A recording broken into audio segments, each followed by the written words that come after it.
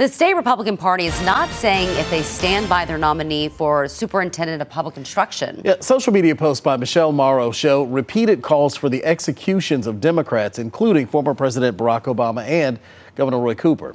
Capitol reporter Michael Hyland is live for us tonight with this story. Michael, the party isn't commenting on this at all?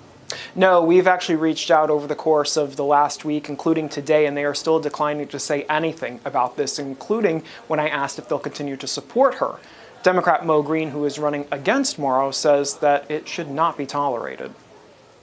I am honored to be the Republican nominee. Republican Michelle Morrow has gained national attention in the race to be the next superintendent of public instruction. Violent social media posts, first reported by CNN, show her repeatedly calling for the deaths of Democrats such as President Joe Biden and Governor Roy Cooper, as well as a televised execution of former President Barack Obama. Well, that's a serious problem, and I think that shows what kind of leader that we're talking about. Morrow has not responded to our request for comment on the posts. This is terrifying, and it should not be treated as normal that we have a nominee with this type of background and these beliefs. Democrats held a press conference about the race Thursday. Her opponent, Mo Green, former superintendent in Guilford County, said Morrow is, quote, fueled by dangerous conspiracies. We should not tolerate this. We cannot accept this. We cannot normalize this kind of rhetoric.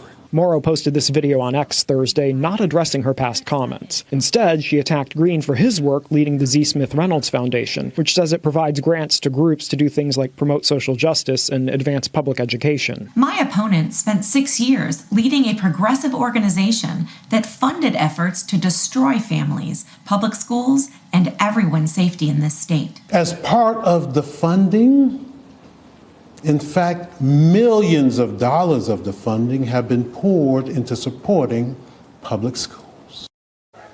We also reached out to Morrow's campaign spokesperson about this today as well and have not heard back. Rod? Michael, it appears the account where these posts originated doesn't exist anymore. Any idea what happened to it?